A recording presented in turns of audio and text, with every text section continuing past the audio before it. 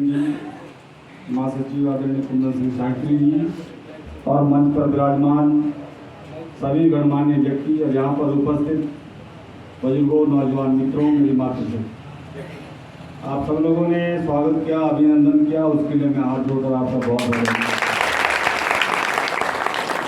और मैं आप सब लोगों को बहुत बधाई देना चाहता हूँ कि जो 55 वर्षों से हमारी एक लंबित मांग थी, जिसके लिए हम लोग 55 वर्ष से सपना देख रहे थे, कब ऐसा दिन आएगा जब उत्तराखंड के जौसार की तरह हम लोग भी जनजातीय हो जाएंगे।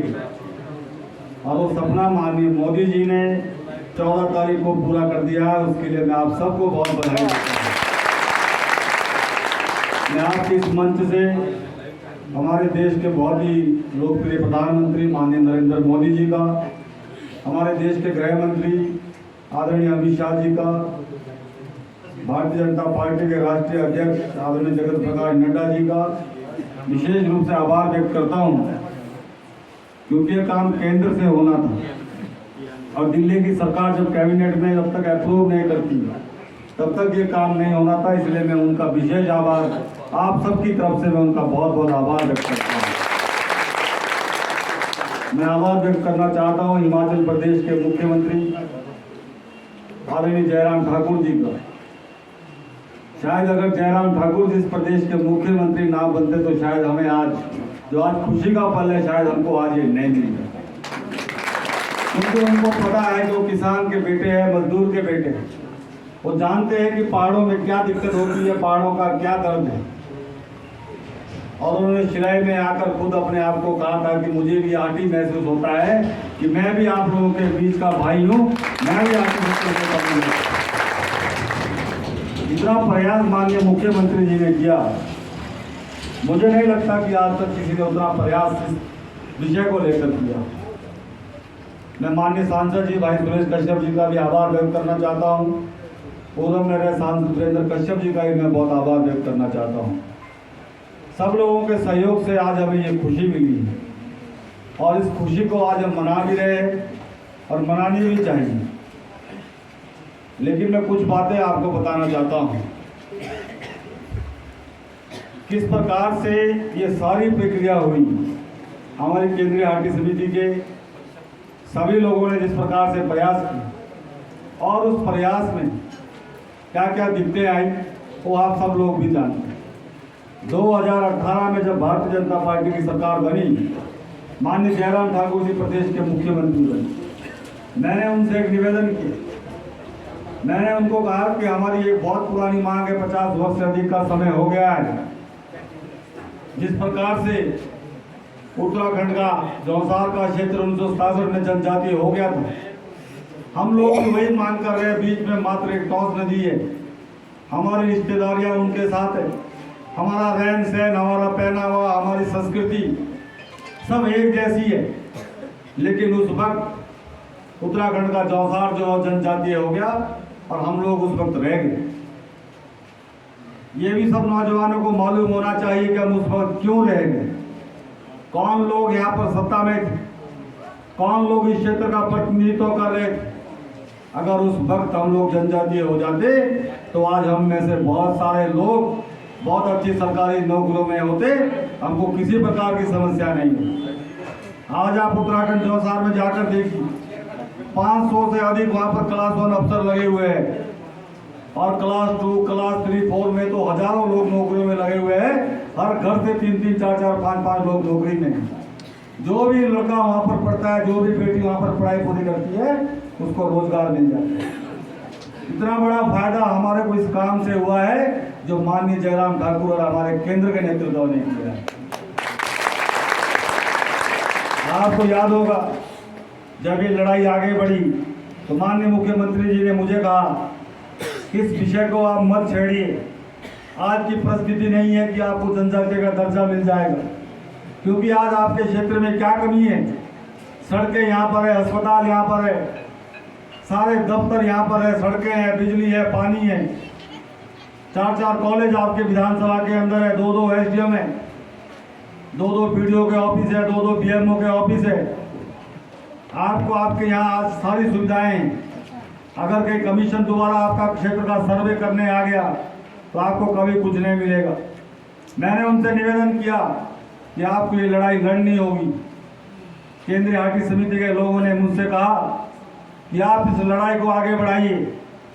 मैंने इनसे कहा कि इस बार हम इस लड़ाई को आर या पार करके रहेंगे, या तो हमेशा के लिए इस मुद्दे को बंद कर देंगे। हमेशा हर बार चुनाव आते हैं, हर पार्टी बोलती है गिरिपार जनजातीय होना चाहिए, लेकिन प्रगति कुछ नहीं होती है, मात्र कागज चलते हैं, कागजों के बाद कागजों में ही रह जाती है। और जनवरी के अंदर 24 तारीख को आप लोगों को ध्यान होगा, शिलाई के अंदर केंद्रीय हाटी समिति ने माँ खुमली का आयोजन किया और उस खुमली के अंदर सभी नेताओं को बुलाया गया जो गिरिपार में वर्तमान में विधायक है, चाहे शिलाई विधानसभा क्षेत्र के विधायक है, चाहे रेणुका विधानसभा क्षेत्र के विधायक है, चाहे पच्छाद के विधायक है, चाहे पूर्व में रहे विधायक है, सभी हम लोगों को शिलाई के अंदर बुलाया गया। आप में से बहुत सारे लोग उस कार्यक्रम के अंदर थे। वहाँ पर सबसे पहले मुझे बोलने का मौका मिला। मैंने वहाँ पर एक बात आप लोगों से कही थी, इस बार इस लड़ाई को हम अंतिम चरण तक लेकर जाएंगे और अगर हम आपका ये काम नहीं कर पाएंगे, राजनीति बीच में आएगी, हम राजनीति भी छोड़ देंगे। आपके हम तुम्हारे साथ हैं, हम तुम्हारे साथ हैं। उसके बाद क्या हुआ? हम तुम्हारे साथ हैं। उसके बाद सभी नेताओं ने एक ही बात बोली, जो वर्तमान में विधायक है गिरिपार के, उन सब ने भी एक ही बात कही कि हम भी राजनीति छोड़ देंगे, आपके साथ हम भी खून बहा देंगे, पसीना बहा देंगे, पता नहीं क्या क्या बहा देंगे। सब लोगों ने कहा कि बहुत अच्छी बात है, राजनीति से ऊपर उठकर इस लड़ाई को लड़ा जा रहा है और हमने प्रयास को आगे बढ़ाया। उन सब लोगों ने कहा कि प्रदेश में आपकी सरकार है, दिल्ली में आपकी सरकार है, आप इस लड़ाई को आगे बढ़ाइए। हमने माननीय मुख्यमंत्री जी से निवेदन किया और केंद्रीय हाटी समिति के लिए मिलने का टाइम दिया। 5 मार्च को शिमला के अंदर बजट सत्र चला हुआ था, विधानसभा के अंदर हमने हाटी समिति का 50 लोगों का डेपुटेशन मिलवाया। आधा घंटे तक मुख्यमंत्री जी ने बात को सुना, विस्तार से बात को सुना और उसी दिन दिल्ली में फोन करके 11 तारीख को अमित शाह जी से मिलने दिल्ली चले गए और 11 मार्च को दिल्ली में मिलने के बाद पूरी विस्तार से वहाँ पर बात रखी। और जिस लड़ाई को हम 55 साल से सुनते आ रहे थे कि आरजीआई में रजिस्ट्रेशन नहीं हुआ है, क्योंकि आरजीआई एक संस्था है, रजिस्ट्रार जनरल ऑफ इंडिया, वहाँ पर हमारी हाटी कम्युनिटी की रजिस्ट्रेशन होनी होती है और वो तब होती है जब पूरी रिपोर्ट्स यहाँ से जाती हैं। मैं धन्यवाद करना चाहता हूँ माननीय जयराम ठाकुर जी का, उन्होंने प्रदेश सरकार से पूरी रिपोर्ट बनाकर भेजी, प्रॉपर रिपोर्ट बनाकर भेजी और आदरणीय अमित शाह जी के आशीर्वाद से 13 अप्रैल को आरजीआई के अंदर हाटी कम्युनिटी का रजिस्ट्रेशन होगा। बने तो मर जैसा हो, पार्टी का नेता कैसा हो, बने तो मर जैसा हो। और उस रजिस्ट्रेशन के बाद क्या हुआ, जब हमारे मित्रों को लगा कि अब तो काम 90% तो काम हो गया है, उसके बाद वो लोग चुप हो गए। कोई शब्द उन्होंने नहीं कहा, ना धन्यवाद किया, ना स्वागत किया और उल्टा बोलने लग गए कि आपको ठगा जा रहा है, ये नहीं होना है, जैसे ही बोल रहे हैं, झूठ बोल रहे हैं। हमने कहा कि हमने आप लोगों से वादा किया है, हम उस काम को करवाएंगे। इसके बीच में एक और घटना घट गई। कमरों के अंदर मेरा प्रोग्राम था, जब मैं वहाँ पर भाषण देने लगा, वहाँ खुमली थी बल्कि हाटी समिति, वहाँ मेरे मुंह से एक बात निकल गई, पता नहीं ईश्वर ने बुलवाया या किसने बुलवाया, कि अगर मैं जनजातीय घोषित नहीं करूँगा आपके बीच में वोट मांगने नहीं आऊँगा। और उस बात को लेकर मुझे सब मेरे यार मित्रों ने, घर में माननीय मुख्यमंत्री जी का फोन आ गया कि ये बात बोलने की क्या जरूरत थी, आजकल कौन टिकट छोड़ता है, कौन राजनीति छोड़ता है, यहाँ पर टिकटों के लिए आजकल लाइन लगी है और तू कह रहा है कि मुझे नहीं चाहिए टिकट अगर हाटी नहीं हुआ। ये दिल्ली सरकार का मुद्दा है। मैंने उनसे कहा कि मेरे से बात कही गई है और मैं अपने बात पर अड़ी हूँ, अगर ये जनजातीय नहीं होगा तो मैं वोट मांगने भी लोगों के बीच में नहीं जाऊँगा। और हमने प्रयास किया और इस प्रयास के चलते चलते बीच में जो हमारे विपक्ष के मित्र हैं, उन्होंने एक और राजनीतिक खेल शुरू कर दी। उन्होंने जो हमारे अनुसूचित जाति के भाई लोग हैं, उनको भड़काने का काम शुरू कर दिया। उनको कहा कि तुम्हारे अधिकारों का हनन होगा, तुम्हारे साथ गलत हो जाएगा, तुम्हारी रोज पिटाई होगी, तुम्हारा एक कान निकाल दिया जाएगा। इस प्रकार का भ्रम जो है वो हमारे अनुसूचित जाति भाई लोगों के बीच में भड़का दिया और इतने भड़काव में आगे उन लोगों ने आंदोलन शुरू कर दिया। वो लोग कोर्ट के अंदर चले गए। शिमला में हाई कोर्ट में उन्होंने केस लगा दिया, दिल्ली के अंदर कागज दे दिए और हमारा केस उलझता हुआ नजर आ गया। बहुत सारी अड़चने आई, बहुत सारा मंथन पार्टी के अंदर हुआ कि किस प्रकार से इस विषय को आगे बढ़ाया जाए। सभी हमने अनुसूचित जाति भाई लोगों से बात करी, उनके नेताओं से बात करने का प्रयास किया, लेकिन वो इस बात पर अड़िग थे कि हमको जनजातीय नहीं होना है। प्रदेश सरकार ने कहा कि आपकी मांग को भी हम पूरा करते हैं, आपको इससे बाहर निकाल देते हैं और उनको इससे बाहर निकाल दिया। और बाकी हम 1,60,000 की जनता गिरिपाल की जो है, जो 2011 की जनगणना के अनुसार है, हम जनजातीय सब लोग हो गए।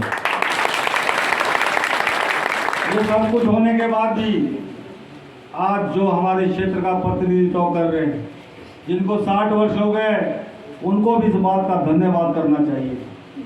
केंद्र सरकार, प्रदेश सरकार का धन्यवाद करना चाहिए था कि इस पीढ़ी, जिस क्षेत्र के लोगों ने 60-60 साल आपको राज कराया है, अगर उनके बच्चों के लिए केंद्र सरकार ने फैसला लिया है, प्रदेश सरकार ने हमारे क्षेत्र के भविष्य के लिए फैसला लिया है, उनका धन्यवाद करना चाहिए था।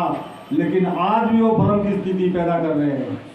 आज मैं पढ़ता हूँ सोशल मीडिया के अंदर किस प्रकार से हमारे ओबीसी के भाई लोगों को भड़काया जा रहा है। उनको कहा जा रहा है कि आपका जो रोस्टर है वो कम हो गया, आरक्षण कम हो गया है। कभी कहते हैं कि आप लोग उसमें आए नहीं, फलानी जाति उसमें आई नहीं। मेरा आप सब लोगों से निवेदन है, इन लोगों ने 60 साल भी आप लोगों को भ्रमित किया है। 60 साल से भ्रमित कर करके ये लोग राज कर रहे हैं और हम लोगों को मजदूरी करने के लिए विवश किया हुआ है।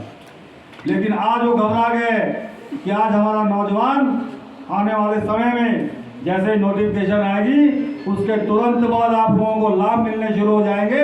यहाँ पर जगत सिंह जी कह रहे थे, राणा जी, कि 10 साल के बाद पता लगेगा।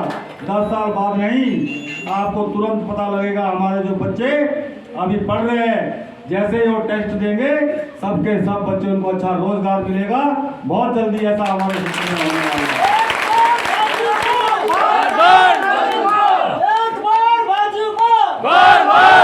मैंने परसों थोड़ा बजट के बारे में आकलन किया, भाई रण सिंह जी के साथ बैठ के हम लोग लिखा पढ़ी कर रहे थे।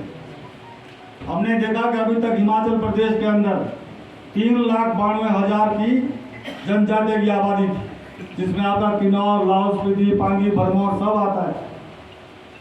और उन 3,92,000 लोगों के लिए 1,227 करोड़ रुपए का बजट आता है एसटी का। फिर मैंने इनको कहा कि मतलब अपना क्षेत्र का भी जोड़कर देखो कि हम 1,60,000 जो नए लोग इसमें आए हैं, कितना बजट हम लोगों को और मिलना है। जब हमने कैलकुलेशन करी, अभी तो 2011 के पॉपुलेशन के हिसाब से हम लोगों ने जोड़ा था, तो 950 करोड़ रुपए हमारे गरीब पार्षद के लिए एक साल का बजट आएगा। आप अनुमान लगा सकते हैं कि हमारे क्षेत्र कहां से कहां आने वाले दिनों में जाए।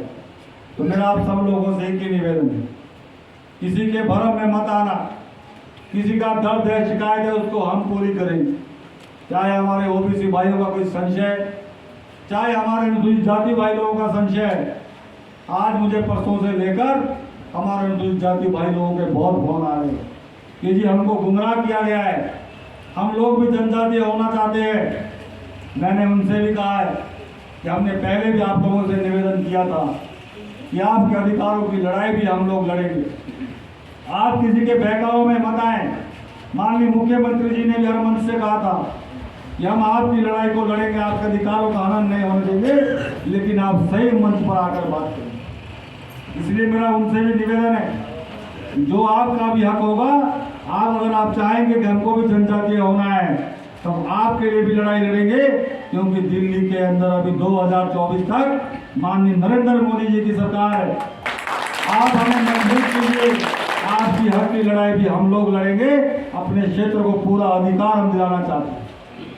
मेरा आप लोगों से एक निवेदन है अंत में, हो सकता है बहुत सारे लोगों के मुझसे व्यक्तिगत गिले शिकवे हो सकते हैं, क्योंकि 15 साल 20 साल राजनीति में हो गए, कुछ लोगों के काम नहीं होंगे, कुछ लोगों का नुकसान मेरे से हुआ होगा, लेकिन इस वक्त ये सारी बातों को छोड़ने का समय है।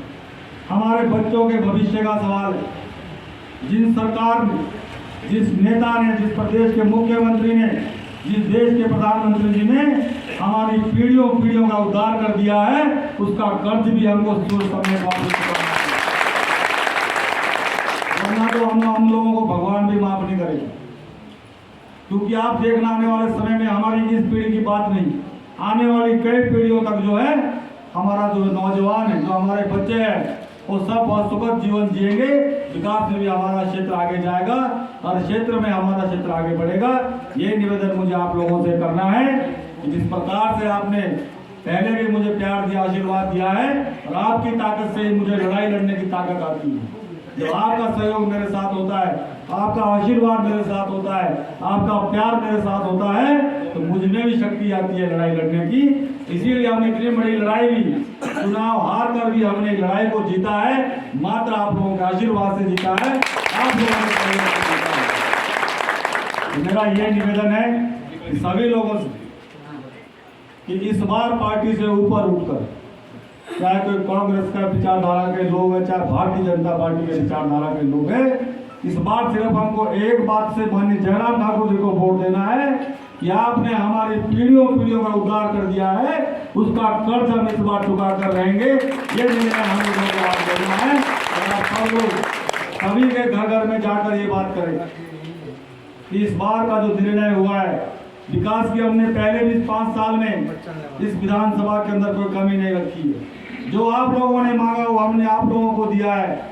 पिंपरी के अंदर पिडोली का सब डिवीजन दिया है, आपके लिए आईपीएस का रेस्ट हाउस का 1 करोड़ रुपए से अधिक पैसा मंजूर हो गया है। अभी उसका शिलान्यास 5 साल में हम करने जा रहे हैं। सब्जी मंडी का हम शिलान्यास करने जा रहे हैं। आपके यहाँ 2 दिन के लिए नायब तहसीलदार यहाँ बैठता है। हमने इतनी समस्या आपके जोन के लिए भी पूरी करी है। आने वाले समय में आपका आशीर्वाद मिलेगा, जो भी आप और कहेंगे वो भी हम आपको पूरा करके देंगे। ये विश्वास मैं आप लोगों को दिलाता हूँ। एक बार पुनः आप सभी लोगों का मैं बहुत बहुत आभार व्यक्त करता हूँ, धन्यवाद करता हूँ कि आपका ये प्यार और आशीर्वाद जिस प्रकार से मुझे मिलता रहा है, आगे भी मुझे पूरी उम्मीद है कि आप अपने इस बेटे को, अपने इस भाई को अपना आशीर्वाद देते रहेंगे। आप सभी का बहुत बहुत धन्यवाद। जय हिंद, जय हिमाचल, जय हिंद।